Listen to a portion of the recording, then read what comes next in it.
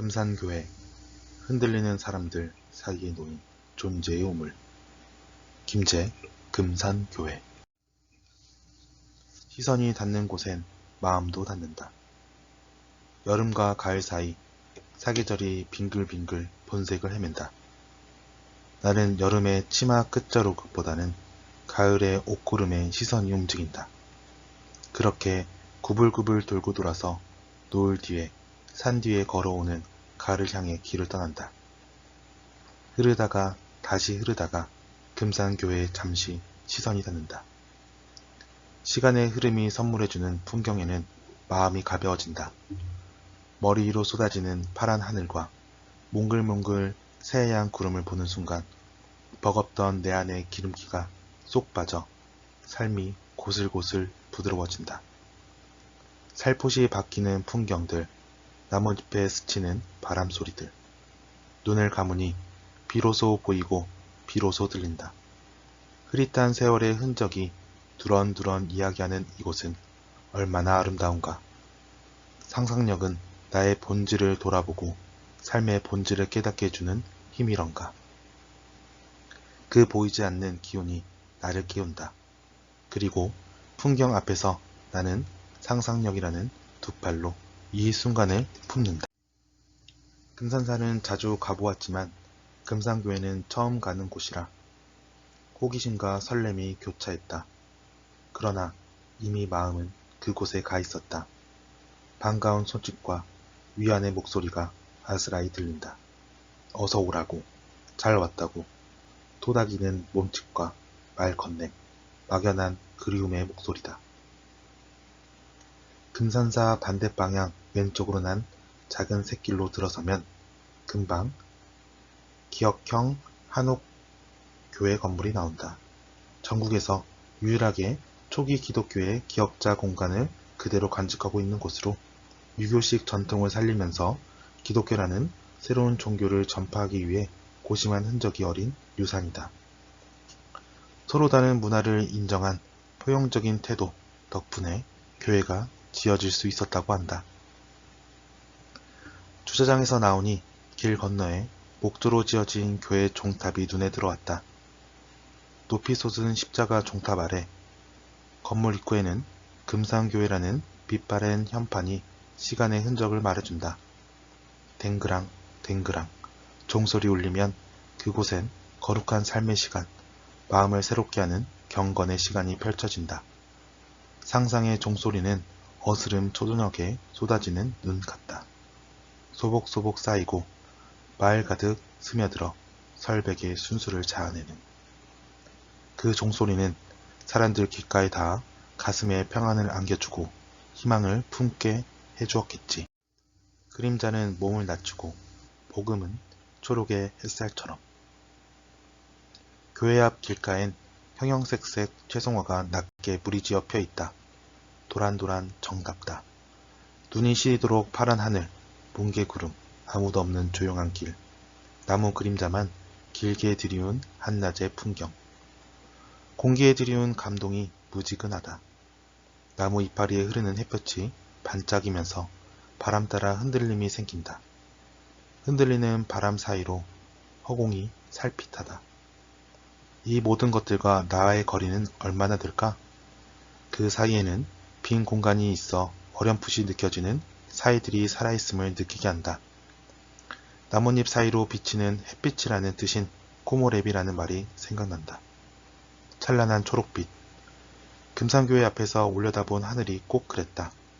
나뭇잎 사이사이로 스며든 햇살에 괜스레 마음이 시려온다. 사이가 주는 눈부신 아름다움, 살아있음의 몸짓이리라. 김제시 금산면 금산교회는 한국 기독교 역사를 오롯이 간직한 작은 한옥교회이다.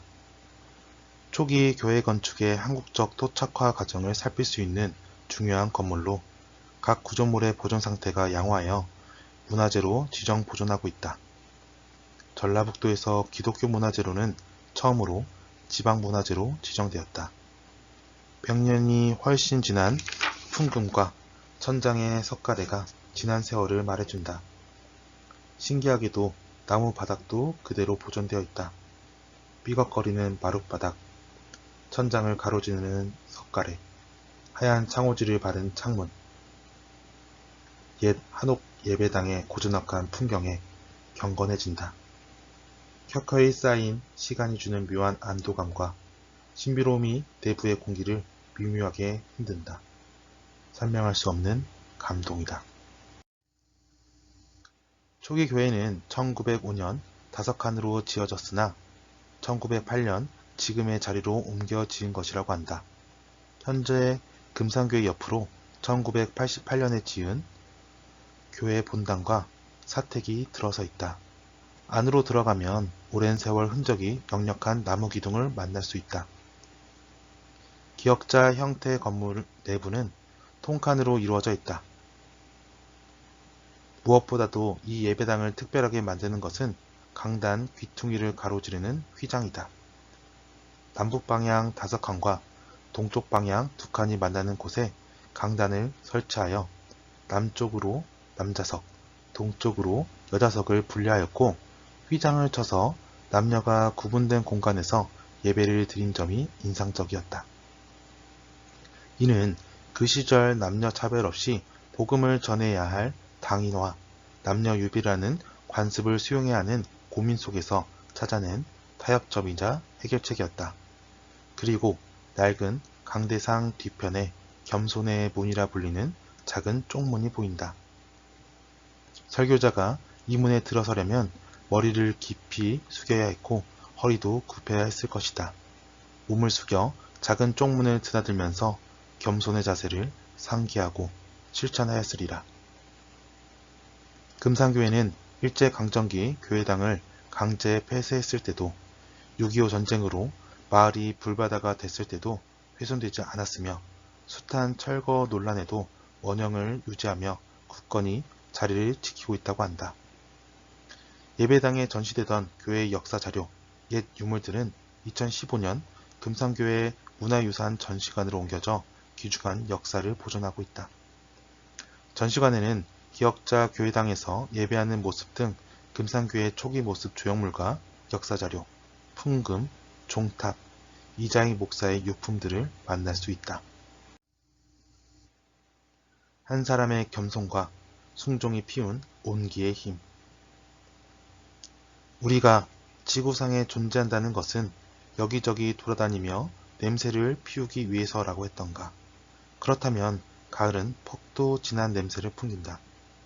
거울 앞에 앉은 누님이 내어놓은 국화차의 향기처럼. 다양한 종교의 성지가 있는 이 마을에 금산교회가 들어선 것은 테이트 선교사의 전도를 받은 김제 금산리의 지주 조덕삼이 1905년 자신의 사랑방에서 예배를 드리기 시작하면서다. 금산사를 중심으로 한 불교 세력과 증산도 등 신흥 종교 세력이 왕성했던 마을에 교회가 자리 잡을 수 있었던 데는 조덕삼의 역할이 컸다. 조덕삼은 교회의 영수로서 헌신적으로 섬기는 모습을 보여준다. 특히 금산교회의 첫 장로를 선출하는 자리에서 자신의 집 마부였던 이자익이 당선되는 이변이 벌어졌음에도 이를 존중하고 수용하는 모습을 보여준 것은 오늘날까지도 겸손과 순종의 상징으로 회자된다. 조덕삼은 금산교회의 설립자였으며 인격적이나 신앙적으로나 존경받는 인물이었다. 그런데 장로로 선출된 사람은 주인 조덕삼이 아니라 마부 이자익이었다. 가보년에 신문제가 폐지되었다 해도 강한 신문제가 유지되고 차별이 여전하였던 시절이었으니 그 당혹스러움은 말로 다 표현할 수 없었을 것이다. 그런데 조덕삼은 자기보다 15살이나 어린 이자익을 장로로 섬기는 것은 물론 이자익의 목회를 위해 평양 신학교에 보내고 학비를 전액 지원해 주기까지 한다. 조덕삼의 후원 속에 이자익은 목회자의 길을 걷게 되었으며 한국 기독교 역사에 큰 획을 긋는 인물이 된다. 조덕삼은 장로가 되었을 때 이자익을 목사로 초빙해 금산교회의 담임 목사와 장로로 함께 섬기는 모습을 보여준다. 문득 일본의 세익스피어로 불리는 소설가 나스메 소세키와 근대 하이쿠의 아버지로 불리는 시인 마사오카 시키가 떠오른다. 그들은 서로 교감하고 빛나는 영감을 주고받으며 근대의 문학을 꽃피운 친구다. 둘은 떨어져 지내는 동안 하이쿠를 주고받으며 우정을 키웠다. 떠나는 내게, 머무는 그대에게, 두 개의 가을. 아픈 몸으로 떠나는 사람과 그곳에 남아있는 사람 사이에 두 가을을 대비한 시다. 이에 수세키는 다음과 같은 하이쿠로 화답하였다. 가을 바람에 살아서 서로 보는 그대하고 나. 그들은 살아있기에 서로를 그리워하고 서로의 존재에 감사하였다. 그리고 그 덕분에 힘을 내고 희망을 노래할 수 있었다. 이렇게 사람 사이의 우물은 조용히 만들어진다. 너와 나의 어우러짐은 삶이라는 순간의 조합을 만들어내고 또 살아가게 한다. 거룩한 삶의 본보기가 되어 겸손과 사랑을 몸소 실천한 조덕상과 이자에게 아름다운 이야기가 우리에게 전하는 메시지는 무엇인가? 각박한 시절일수록 온기가 그립다. 우리가 36.5도의 따뜻함으로 존재할 수 있도록 서로의 공간을 살피고 헤아려보는 건 어떨까? 동반선장을 꿈꾸며 건강한 생존을 위한 나무들의 생존 전략인 수간 깊이처럼 사이의 존중과 헤아림이 절실한 시절이다. 금산교회 주변에는 오늘도 각기 다른 종교가 서로 이웃하면서 상생과 화합의 모습을 보여주고 있다. 그래서인지 그곳엔 가을을 물들이는 존재의 냄새가 포근하다.